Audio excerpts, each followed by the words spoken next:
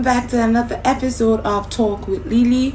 But okay, so I changed my name from Talk with Lily to Talk with Ineka to rank, because I think Talk with Lily is a bit popular, but Talk with Ineka isn't. So welcome back to another episode of Talk with Ineka. Today we'll be looking at some deep secrets I found on Facebook. If you think Twitter is wild, guy, if you see some Facebook stories, you will know Twitter is learning. Okay, stay tuned. So normally I go through my anonymous page and I get messages and talk about them, but today, since I've not really been talking so much about people posting on my anonymous message, I didn't get a lot of messages, so I am using this avenue to call out to you. If you have a story, you have a question you want to ask, you could send it to my anonymous link. The link is going to be on my bio, on my YouTube page, on my Facebook, on my Twitter, and on my Instagram. But today, like I said, we're going to be concentrating some deep secrets I saw on Facebook. So stay tuned. I want to see your opinions. I want to hear your comments. I'm reading these deep secrets not just to like talk, but to give insights. I know there's something my sister will always say is that there is always two people, or like there is no issue that you're going through that someone else hasn't experienced. So yes, this is like a way to tell you if you're experiencing this. If you watch this video, you could get an insight on what to do. Okay, so the first message on my that I saw, or the first message I want to talk about, is from a guy. He says, "Hi, I'm a 25-year-old guy who resides in Lagos, and I really need advice on what to do. Around early 2021, I met this girl who was 18 years old. We both got to talk and fell in love with each other, and I'm more in love and obsessed with her. She gained admission to TASUT same 2021. We had so many ups and downs that could have broken us, but we overcame all those obstacles. Our first year of dating was so much fun and filled with happiness, and I wish to spend the rest of my life with her. Around June this year, I met a lady through a co-worker. She's 23 years old and currently schools too, but she's schooling in Lagos. She came to me herself to confess her feelings, so I decided to give her a try. And she was aware I have a girlfriend. She was okay with it. Along the line, she got so close to me, my friends, my siblings. Few months of dating, she fell so crazy in love with me, and it was so obvious to everyone that she was madly in love with me. I still love my girlfriend so much, and I got to like this new girl because she was more open-minded, caring, loving, clingy, and mature than my 2 years girlfriend. I'm reading this story and I'm already cringing. Like, the part you're saying, I love my girlfriend, and you decided to give another girl a try. Oh, I beg that one no concept. Let's finish the story, yeah. So he said, I see so many potentials in her, which is the current girlfriend, which isn't in the main babe, which isn't in my main girlfriend. But I'm finding it hard to love her like I love my girlfriend. She's everything any guy would want. My girlfriend is still young and stays with her parents, so she doesn't actually have time. My girlfriend, this year has been the worst year since we started dating. We haven't spent much time together. She's the only daughter of her parents, so she gets occupied by house chores even when she's in Lagos. The new girl is pressurizing me to choose between her and my girlfriend because she thinks she can't waste any more time with me and feels my heart isn't for her. And she believes she's only wanted me and I never wanted her. To be honest, I like this new girl. She has gotten herself involved with everything about me. I enjoy her company. She's more determined about her future, but I love my girlfriend more. Now I'm stuck with choosing the lady who loves me and the lady I love. Please, I need some advice. My advice to any guy in this situation is, God will judge you. That's the only advice I have for you. Yeah, I get like, okay, there are times you could like sway, but you had a girlfriend for 2 years and you decided to give somebody a try. Not that you guys were having like a space or you were going through issues. You just decided to give somebody else a try. And now the girl is in love with you, and you and the girl that are shitting. Both of you are mad. Because first off, she knew that you were having a girlfriend. Now she's asking you to choose.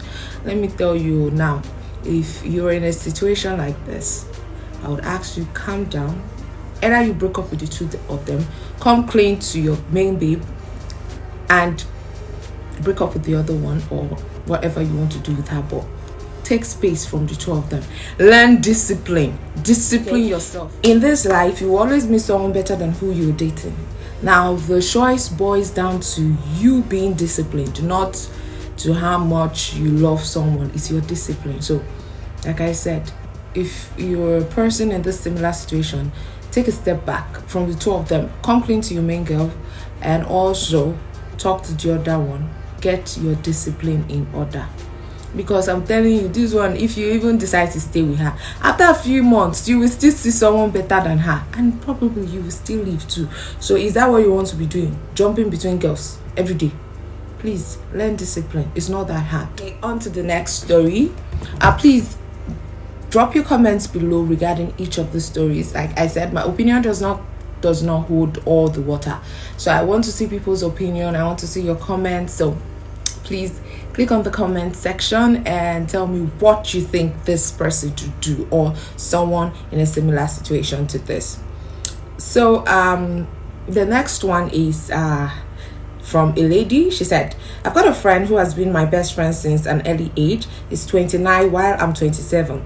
Now his parents and my know us to be best friends, but I think he has a problem. He is rich, hot, caring, tall, and also romantic. He used to be a playboy, but he changed for good. He shares almost everything in his life with me. He stays in Canvey, UK, while I stay in Southend, UK with my husband. I want us to take note of this, with my husband. Before accepting my husband's proposal, I tried every possible best to make him mine, but he declined and kept saying the highest thing between us was going to remain friendship, despite that we had sex countless times before I got married. Anytime he comes over to visit I and my husband, I try so much to have him, but he keeps pushing me away. I feel bad, but the problem is The problem he has at the moment is that women keep breaking his heart for something not even worth it. He's too cool, he has high libidos and others. His mom calls me every day and begs me to connect him with my friends, but they keep breaking his heart for something not even worth it. I still love this guy so much, but he wouldn't even look my side despite his struggles with getting himself a real lady. What do you think I should do? You should go and baptize yourself in River Niger, because there is nothing you are fucking married. Like, when I was reading this story, what coming through my mind was the fact that she said she is married. She even had she put her husband. She didn't even paraphrase. And you asked me, what should you do? You still love him and you're married.